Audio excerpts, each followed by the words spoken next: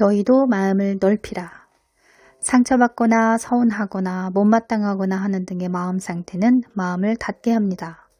마음 문이 닫히면 생각이 좁아지게 되므로 상대방에게도 하나님께도 괜히 원망과 불평, 짜증 등을 내게 됩니다. 감정에 너무 충실하다 보니 기분 내키는 대로 행동하게 되지요. 이런 마음 상태는 은혜에서 멀어지게 합니다. 마음이 강팍해지죠. 결국은 나만 손해입니다. 분을 내어도 죄를 짓지 말고 해가 지도록 분을 품지 말고 마귀로 틈타지 않도록 하라. 아무리 서운하고 못마땅해도 그때그때 회개하며 푸는 것이 지혜입니다. 그러나 사람은 상처를 받는 즉시 마음 문이 서서히 닫히기 시작합니다. 그러면서 죄의 본성대로 남을 판단하고 정죄하기 시작하죠. 그렇게 악한 영에게 마음이 잠식당하기 시작합니다. 사람은 누구나 온전하지 않기 때문에 허물이 있고 약점, 부족함 등이 보일 수밖에 없습니다. 내가 부족한 것처럼 상대방도 부족하죠. 내가 허물이 있는 것처럼 상대방도 허물이 있습니다. 그래서 지혜로운 사람은 다른 사람을 판단하기보다는 자기를 성찰하며 부지런히 마음 들이기를 하죠. 내 염려를 주께 맡기라. 이는 그가 너희를 돌보심이라. 이 말씀을 굳게 붙잡고 말씀대로 모든 삶의 염려를 주님께 의탁합니다. 아버지, 아들 일로 걱정이 됩니다. 아버지, 남편, 아내 때문에 너무 괴롭고 힘이 듭니다. 어떻게 해야 할까요? 아버지, 직장 동료의 괴롭힘으로 인해 너무 힘이 듭니다. 어떻게 해야 하나요? 지혜를 주시옵소서. 이렇게 아뢰고 묻고 지혜를 구합니다. 그러니 이런 자의 길은 대로이죠. 사람은 원래 죄의 본성을 가지고 태어났고 죄와 정욕에 물든 사상대로 배우고 성장했기 때문에 자기 자신보다는 남과 비교하며 우월의식을 갖거나 혹은 비교의식 속에 열등감에 빠지며 살아갑니다. 자기를 성찰하기보다는 남의 눈에 둘보를 보며 이러쿵 저러쿵 하며 비난하고 정죄하는 게 습관입니다. 그래서 상처받거나 누군가가 자기 취향에 맞지 않으면 저 사람은 저런 게 너무 싫다. 쟤는 왜 저래? 그럽니다. 그러면서 미움이 올라오죠. 싫은 마음을 허용하는 순간에 그게 그 마음 안에 쌓이기 때문에 볼 때마다 들을 때마다 거슬립니다. 악한 영이 마음을 장악하기 시작하니까 뭐든 왜곡해서 봅니다. 옳게 보이지 않고 비뚤어진 시선으로 보게 되죠.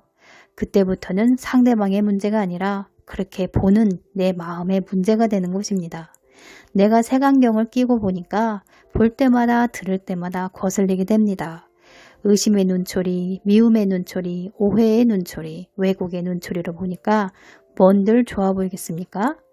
내가 내 마음에 허용했던 싫은 감정을 그때그때 처리하지 않은 내 잘못, 내 무지, 내 어리석음의 문제이니 회개하며 고침받아야 하는 것이죠. 사람들은 상대방이 이상하다고 생각하지 내 마음이 비뚤어져서 그렇게 보고 있다라고 생각하지 않습니다. 그러니 늘 남 탓하고 핑계, 이유, 변명, 합리화하고 그러니까 회개가 안 되는 것이죠. 내 마음을 제대로 보지 못하니까 어떻게 바른 회개가 나오겠습니까? 뉘우침도 무엇이 잘못인지 깨닫지도 참회도 없는데 무슨 회개가 되겠습니까? 입술 회개만 할 뿐 마음이 실리지 않는데 어떻게 보혈로 씻음받겠습니까? 그래서 조명하심의 은혜가 필요한 이유입니다. 깨닫는 은혜가 중요한 것이죠. 바르게 깨달으려면 하나님의 지혜가 필요합니다. 그것이 바로 보는 눈, 듣는 귀, 깨닫는 마음입니다. 바르게 봐야 깨닫는데 색안경으로 보니 왜곡해서 보는 것이죠. 왜곡된 자아로 깨달으니 어떤 순종도 할 수 없게 됩니다. 날마다 지혜와 계시의 영을 구하고 하나님의 뜻을 알게 해달라고, 하나님을 아는 것에 자라게 해달라고, 내가 가장 좋은 것이 무엇인지 분별할 수 있게 해달라고 날마다 고백하며 간구하시기를 축원합니다. 영적인 것을 구해야 성장할 수 있겠죠. 그러한 은혜를 구하시길 축원합니다. 사람은 자신이 믿고 있는 것을 말합니다. 안 돼, 할 수 없어, 내가 할 수 있을까? 내가 어떻게 해? 이런 말은 믿지 못한다는 뜻입니다. 그러니 그 믿음대로 아무것도 할 수 없지요. 마음에 있는 것을 말하고 믿고 있는 것을 말하기 때문에 말한 대로 역사합니다. 한번 해보자. 나도 할 수 있어. 능력 주신 자 안에서 나는 모든 것을 할 수 있다. 이렇게 긍정적인 말을 할 때 내용의 긍정적 반응을 불러일으키고 그 화학적 반응을 통해 믿음으로 세워지지만 부정적인 말을 할 때 마귀에게 속한 말을 하기 때문에 그 믿음이 역사함으로 있던 믿음도 사라지게 됩니다. 마음밭 비유처럼 길가에 뿌려진 씨는 악한 자가 와서 그 마음에 뿌리운 것을 빼앗는다고 하지요. 아멘, 믿습니다. 그렇게 되길 원합니다. 라고 말하지만 실생활에선 불신앙적 말을 하기 때문에 있던 믿음도 사라지는 것이죠. 우리 성도님들은 평소 어떤 말들을 하고 계십니까? 말부터 고쳐야 합니다. 언어가 고쳐지려면 마음 안에 말씀의 씨를 많이 심어야겠지요. 그래서 말씀대로 생각하고 말하고 행동할 수 있겠지요. 마음 안에 말씀이 없고 세상으로 가득한데 어떻게 좋은 알곡을 거둘 수 있으며 어떻게 선한 말을 할 수가 있겠습니까? 제가 블로그 사역을 한 지가 한 5, 6년 정도 되는데요. 그때부터 한결같이 말씀드린 게 있습니다. 새 피고를 주야로 묵상하고 선포하고 고백하라고 권면해드렸지요. 아무리 말씀을 드려도 영적인 갈망과 가난함과 목마름이 없기 때문에 한두 번 읽어보고 책장에 먼지가 쌓이도록 놔두는 사람이 많을 것입니다. 처음에는 도전이 되지만 몇 번 읽어보고는 효과가 없는 것 같고 왜 해야 하는지 목적의식이 없다 보니까 그냥 포기하는 사람들이 많습니다. 무언가 얻고자 할 때는 그만한 대가를 지불해야 합니다. 시간도 투자해야 하고 인내와 노력도 필요하다는 것을 기억해야 합니다. 작심삼일이 되는 이유는 앞서 말씀드린 바와 같이 영적인 갈망, 목마름 등이 없기 때문입니다. 의식적으로 자각하며 고치려고 노력해야 합니다. 노력하지 않고 얻을 수 있는 것은 없습니다. 인내와 끈기의 영이 임하기를 축복합니다.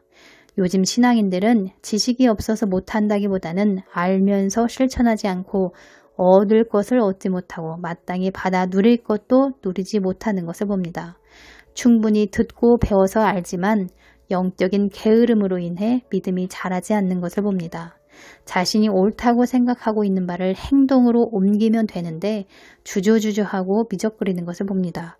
이럴까 저럴까 할까 말까 무섭다 나 할 수 없어 너무 두려워 이렇게 죽기를 두려워함으로 순종하지 않습니다.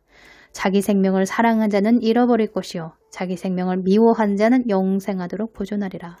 순종을 해야 하지만 내 안에 두려움이라는 감정, 쓴뿌리 감정, 이건 이럴 거야, 저건 저럴 거야 하는 짐작과 생각들을 더 붙잡기 때문에 불신앙에 머무는 경우가 많습니다. 에스더처럼 죽으면 죽으리라 하고 도전해 보시길 축원합니다. 여러분 틀리면 어때요? 그게 경험이 되는 것을요. 그 경험들이 얼마나 큰 자산이 되는지요.